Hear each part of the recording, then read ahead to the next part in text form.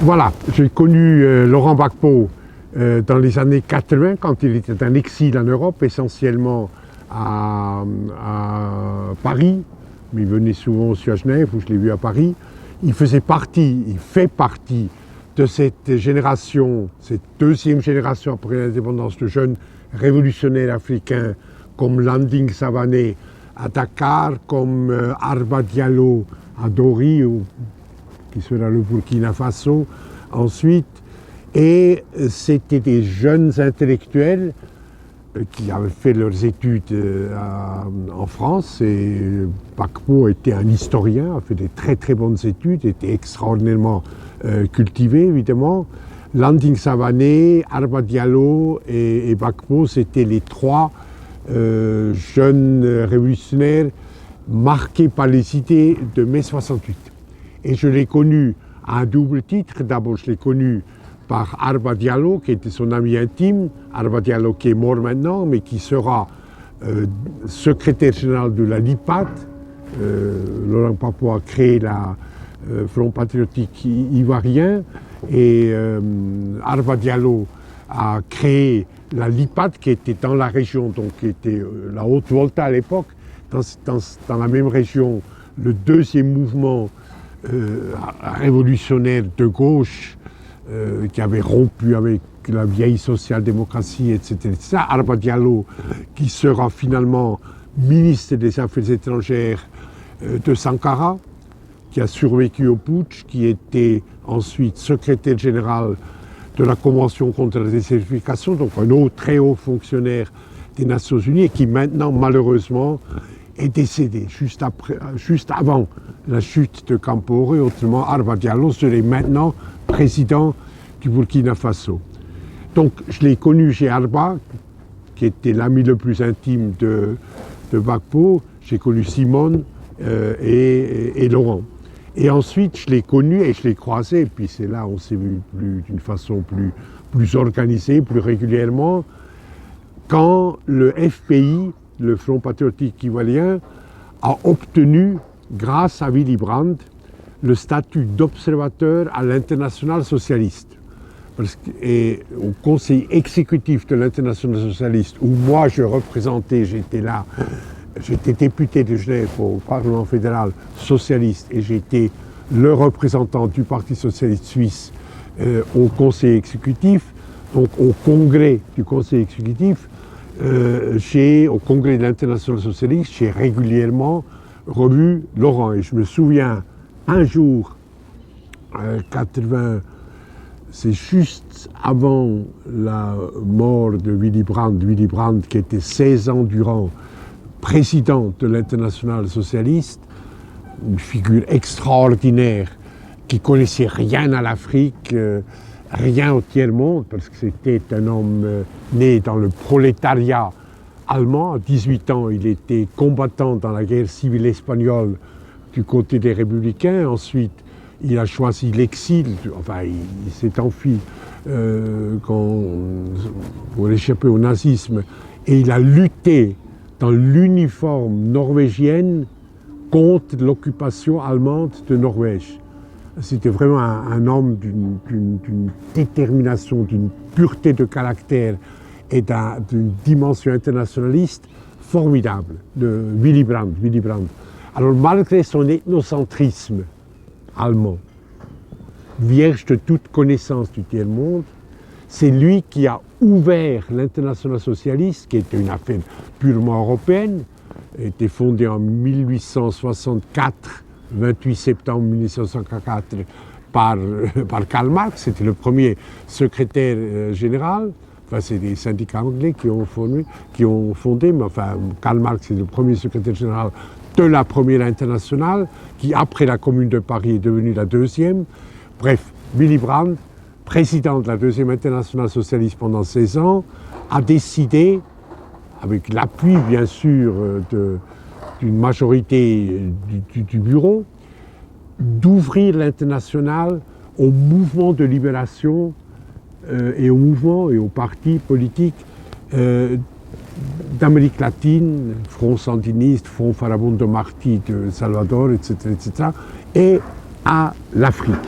Alors Willy Brandt qui a décidé, c'était vraiment le moteur, d'ouvrir cette internationale socialiste, ethnocentrique, composée d'abord de 58 partis socialistes européens, nord-américains, etc., tout à coup est devenue une organisation mondiale, avec les mêmes racines marxistes européennes, etc., bien sûr, est devenue une organisation mondiale, la plus grande organisation internationale politique, de 118 membres, et observateurs, etc., etc.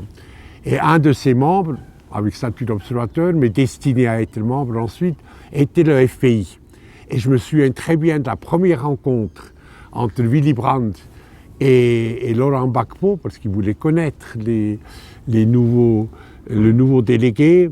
C'était peu avant la mort de Willy Brandt, qui est mort en septembre 1991 en Allemagne, au congrès précédent, qui était celui de Paris. Et Willy Brandt était très impressionné. Et moi, je parle évidemment l'allemand, puisque je suis d'origine suisse-allemande, donc on parlait avec Willy Brandt en allemand, il ne parlait pas le français, il parlait pas, comprenait un tout petit peu, mais pas bien, donc je faisais le traducteur. Je faisais le traducteur entre Laurent et Willy Brandt. Et oui, bon. Et ensuite, quand l'entretien était terminé, Willy Brandt était très fin, hein, parce qu'il prenait des risques. En admettant, en poussant à l'admission d'un nombre très élevé, des dizaines et des dizaines de mouvements de libération nationale, quant à la qualité démocratique de ces mouvements. Vous comprenez, être membre de l'Internationale socialiste, c'était formidable pour les mouvements du tiers-monde, parce que ça donnait des appuis financiers d'abord, très, très importants, ça permettait d'avoir l'appui de l'Union européenne, ou de l'Internationale, où il était partie membre très très important au Parlement, à la Commission.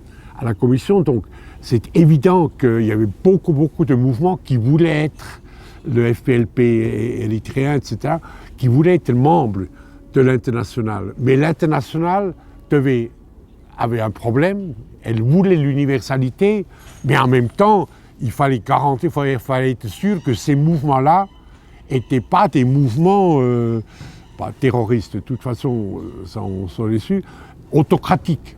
Respecter la charte de l'Internationale dans leurs pratiques collectives quotidiennes dans leurs pays respectifs étaient dirigés par des gens qui étaient des démocrates, qui étaient élus à l'intérieur du mouvement. Donc Willy Brandt faisait très attention et voulait rencontrer tous les dirigeants de ces mouvements qui demandaient entrer à l'international ou d'avoir un premier statut à l'international.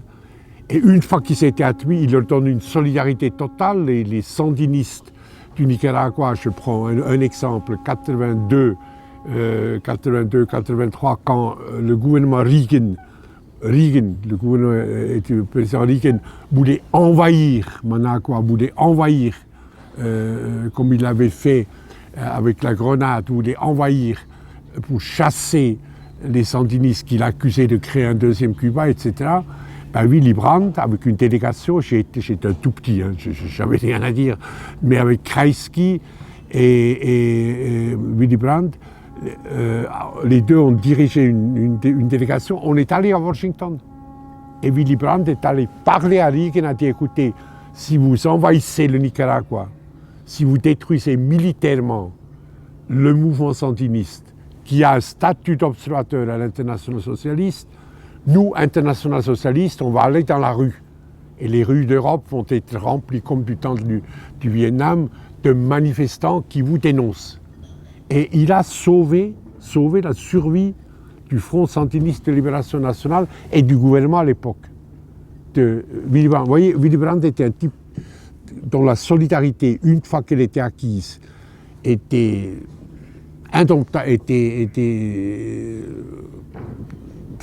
acquise d'une façon formidable, les mouvements pouvaient y compter, mais pour avoir cette confiance, il parlé beaucoup et a examiné les différents leaders. Et moi, encore une fois, par le pur des hasards, parce que d'une part, je connaissais bien à l'époque déjà Laurent Gbagbo à cause de nos rencontres chez Alba Diallo. Et donc il m'interrogeait qui est ce Gbagbo, qui est cette Côte d'Ivoire, qu'est-ce qui se passe. Les Français me disent qu'il ne faut pas l'admettre. Vous voyez, la France avait voulu toujours, le Parti socialiste français. Mon roi était vice-président à l'époque, etc. Mitterrand était proche de Willy Brandt aussi intellectuellement, enfin, ils s'entendaient bien. Et la France, évidemment, n'avait aucune envie que des partis et des mouvements de libération ou des mouvements sociaux autonomes africains faisaient partie de l'international, avec cette plateforme-là. Parce que le Parti socialiste français a toujours voulu garder la tutelle sur non seulement le secrétariat de l'international socialiste, le secrétariat africain qui était à Nordeng à Dakar, mais voulait piloter, dire qui pouvait être admis à l'international, qui ne pourrait pas l'être, etc., etc.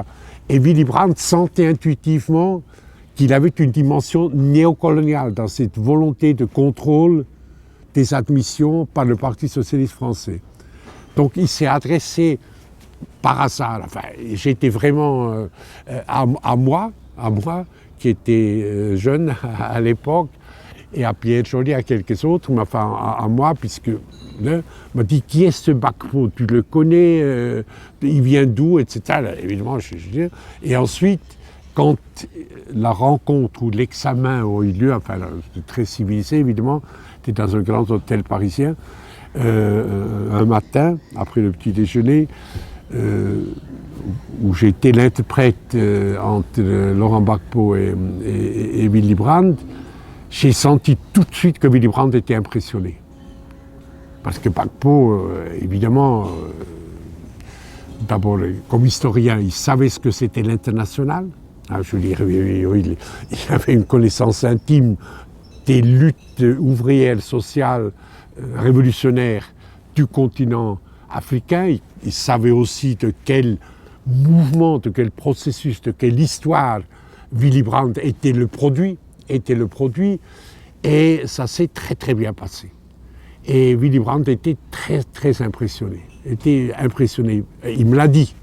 D'abord, on le voyait sur son visage, c'était un grand diplomate, il n'était pas porté à l'émotion, mais on voyait qu'il était impressionnant. Puis après, il m'a parlé, il m'a dit écoute, ce type-là, etc.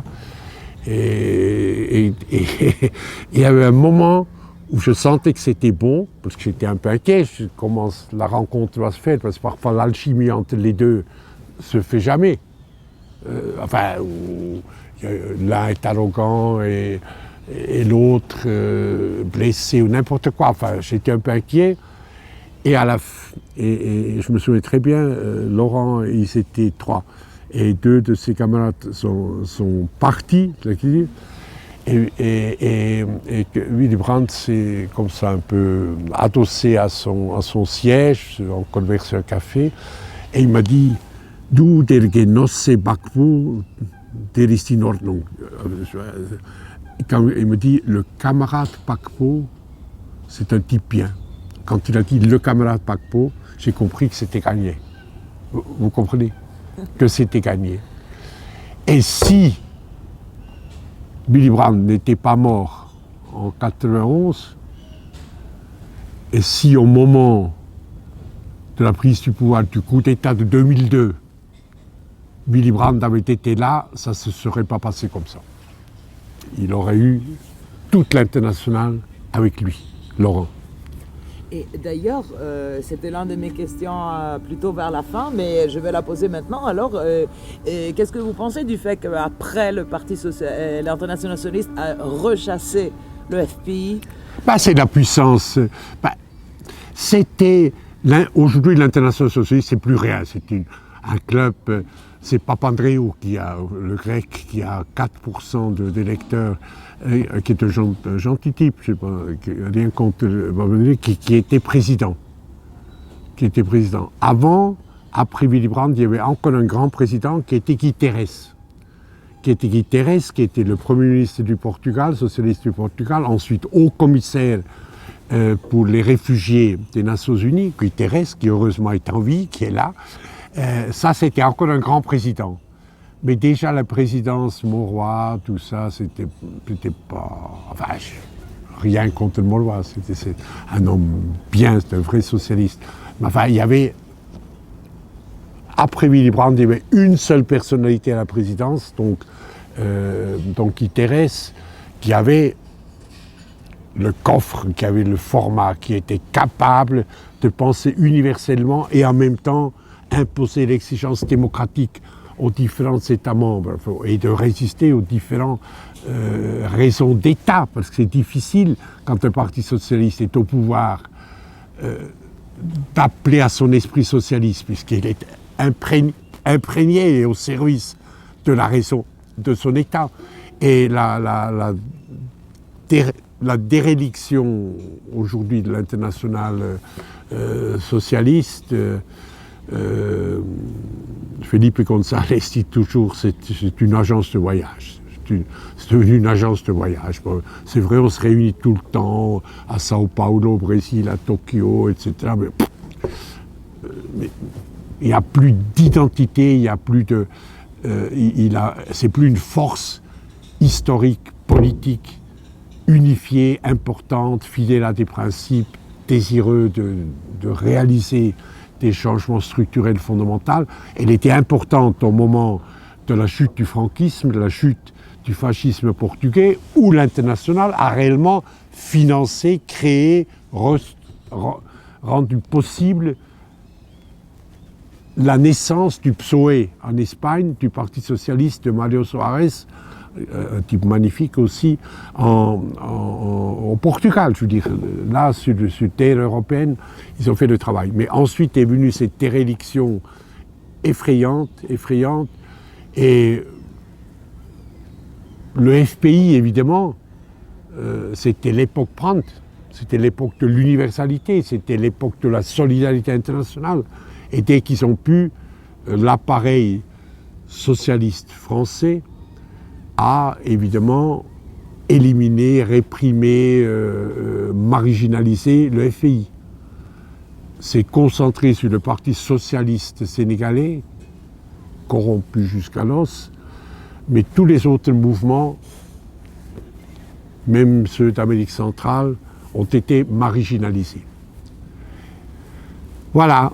Alors, Laurent, ce qui m'a impressionné, enfin, d'abord, il est chaleureux, il est sympathique, et bon, c'est un homme qu'on aime aimer, quoi. Et puis, c'est cultivé, intelligent, formation politique. Mais ce qui m'a très impressionné, dès notre première rencontre, et puis après, je savais ce qui se passait autour de lui à cause de Alba Diallo, qui m'a dit, ah, tel et tel est venu voir Laurent, ils lui ont offert ça, etc., etc. Je savais. Houphouët-Boigny, qui avait d'ailleurs une immense villa ici, à Colonie, de l'autre côté du lac, Houphouët-Boigny a tout fait pour se soumettre, enfin pour acheter Laurent. Là, certainement, là, Arba m'a expliqué comment ça se passait. Il aurait pu, s'il avait dit un oui, il serait devenu ministre de Mercedes, 1 million dans son compte en banque, qu'il n'avait pas, évidemment, parce qu'il n'était pas corrompu. S'il s'était soumis à Houphouët-Boigny, au lieu de ça, il a été matraqué, il a refusé. Il n'est pas revenu. Il a dit, je reviendrai en Côte d'Ivoire, parce qu'il avait déjà souffert, il avait déjà été arrêté, vous savez de quoi il s'agissait, si on tenait tête à Houphouët, je reviendrai quand il aura la démocratie. Quand il aura la démocratie. Ça signifiait qu'il acceptait de vivre très très pauvrement. Très pauvrement à Paris. Vous connaissez certainement ce petit appartement avec Simone. Quand il était à Genève, il était content quand on lui payait le café, enfin, évidemment dignement, mais la pauvreté, il vivait dans une pauvreté totale. Hein. Il n'y avait pas un autre État derrière qui finançait l'opposition ivoirienne, comme c'est souvent le cas, etc., etc. Il était propre et surtout totalement incorruptible. Totalement incorruptible. Et à partir de là, je me suis dit, ce type-là, hein, il mérite. C'est un espoir pour l'Afrique. Et il était formidablement, vous savez, il était élu d'abord démocratiquement. Ensuite, je me souviens, en mars 2002, tout à coup, j'ai reçu de l'ambassadeur ivoirien un message assez urgent. Enfin, j'habite Genève, à Genève, à mon bureau à l'université, il me dit ça. Ah, le président aimerait vous voir, il arrive demain. Je dis, une visite d'État, quoi? Non, tout à fait confidentiel, ne le dites à personne, il arrive demain, telle heure à l'aéroport, etc., si vous vouliez, ça lui ferait plaisir à la descente de l'avion, etc. Bon. Et je suis allé à Cointrin, c'était midi, en mars, une belle journée de printemps, et la voiture nous a amenés à l'Intercontinental, enfin de l'aéroport à l'Intercontinental. Et dans la voiture, à peine il était assis, il a dit, écoute, j'ai dit, mais pourquoi tu es là? Il me dit, je vais à l'OMS, à l'Organisation mondiale de la santé. J'ai un rendez-vous là. J'ai dit, pourquoi? À l'OMS, il me dit, écoute, je vais introduire la première assurance maladie obligatoire universelle en Afrique. Je vais introduire la première, parce que les gens meurent, il n'y a pas de santé primaire, d'institutions primaires, santé primaire, etc. C'est la réforme la plus urgente que je vais faire. Mais je vais avoir des problèmes.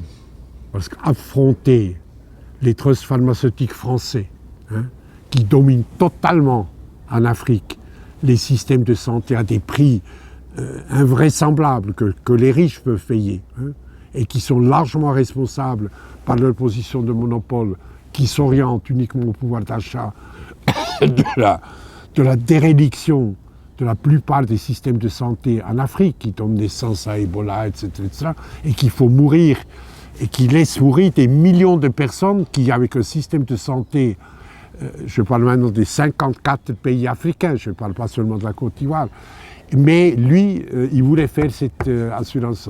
Il me dit, maintenant, j'ai dit, bon, très bien, alors l'OMS va t'aider, il me dit, oui, il faut qu'il m'aide, etc., etc. Et je le voyais très préoccupé. Et j'ai dit, mais c'est très bien, mais tu ne te rends pas compte qui je vais affronter. Ça va devenir très dangereux pour moi. J'ai senti ça. Très dangereux pour moi. 4 mois plus tard, tentative du coup d'État. Septembre 2002, tentative du coup d'État.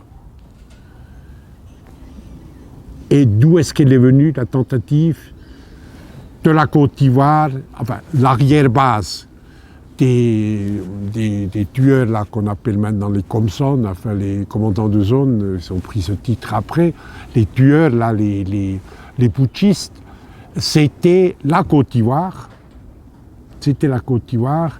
et c'était le Burkina Faso. Parce que la femme de Kamboré, l'assassin de Sankara, donc octobre 1987, Sankara, qui était le prédécesseur en quelque sorte, enfin, au niveau de la revendication d'une vraie indépendance, ou le collègue, hein, de Laurent, octobre 1987, Sankara est assassiné à Ouagadougou. Les assassins sont venus de Côte d'Ivoire, avec l'assistance française, et de l'intérieur, tout proche de l'environnement du cercle le plus intime de Sankara, ce Kamboré qui était son frère, pas frère de sang, mais élevé dans la même famille, par les parents de Sankara, ce Blaise Kamboré, qui était pris en main par les services secrets français et par les services secrets ivoiriens, était marié à une femme de la famille de Houphouët-Boigny. Donc on a pas une femme d'ailleurs très belle, très intelligente, qu'on a placée à côté de ce militaire un peu fruste et pas très intelligent qui était Kamboré, qui lui a tourné la tête. Et donc, le coup d'État de 2002, la base arrière, c'était le Burkina Faso. C'était le Burkina Faso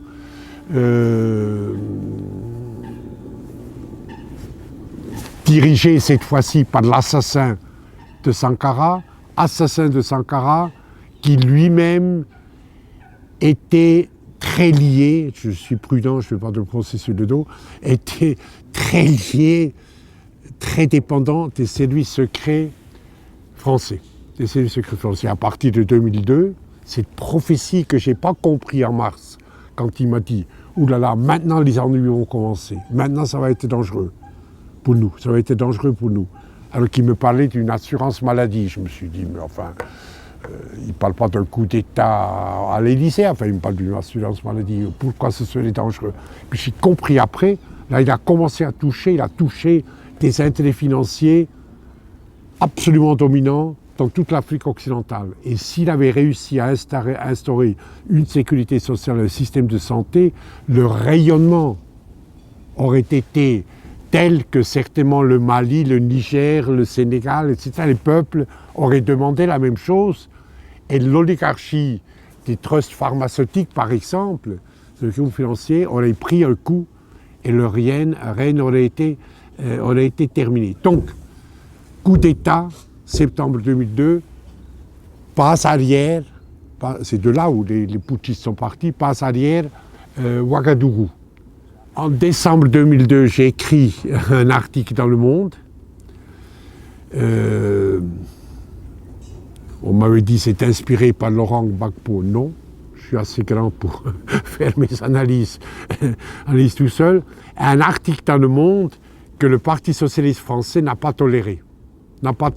Parce que j'ai dit, ils sont les complices. L'opération Licorne était une opération, déjà là, une opération néocoloniale. C'était pas du tout une troupe des Nations Unies neutre, etc. Les casques bleus qui sont venus plus tard n'étaient pas neutres non plus.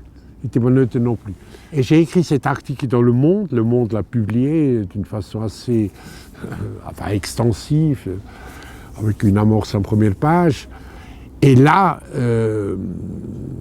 les socialistes français m'ont beaucoup voulu. Moi j'ai été attaqué comme un type mercenaire à la solde de Laurent Gbagbo, etc. Mais j'ai eu tellement de procès contre les banques suisses où, ça m'a rien fait. J'ai choisi mon camp. Je suis persuadé qu'avec Sankara, Laurent Gbagbo est le seul homme d'État de la région. Il va sortir libre de l'Aïe, certainement. Il va retourner, il va arriver au pouvoir, je suis certain, par les moyens démocratiques, et il va reprendre son œuvre. Parce que le système néocolonial français, il est terrible. Vous comprenez, Areva, qui pille l'uranium du Niger, et au Niger, c'est le deuxième pays le plus pauvre du monde, les gens meurent de faim, périodiquement par des famines tous les 2 ans, où des dizaines de milliers de gens meurent de faim. Et le Niger, ce magnifique pays, est le deuxième pays le plus pauvre du monde sur la liste du Human Development Index du PNUD, et le 3e producteur d'uranium du monde, n'a pas le moins de sous pour se créer des réserves alimentaires, pour se créer un système d'irrigation le long du fleuve, que la Banque mondiale a d'ailleurs prévu, mais qui aurait fait que le Niger aurait pu, par l'irrigation capillaire, si ce projet se réalisait, gagner 440 000 hectares de terres arables et se mettre donc à l'abri de toutes les famines présentes ou à venir. Le troisième producteur d'uranium du monde n'a pas le moindre sou pour mettre en œuvre ce projet d'irrigation, parce que son sous-sol est pillé à des conditions de pillage par Areva, trust privé, mais dominé par la France et à travers l'EDF. L'or du Mali, c'est des groupes financiers français qui tiennent l'or du Mali. Les diamants de l'Afrique centrale, le groupe financier français. La fruitière du Sénégal, qui a des milliers d'hectares de terre dans le boucle du fleuve Sénégal, archi fertile, etc., etc.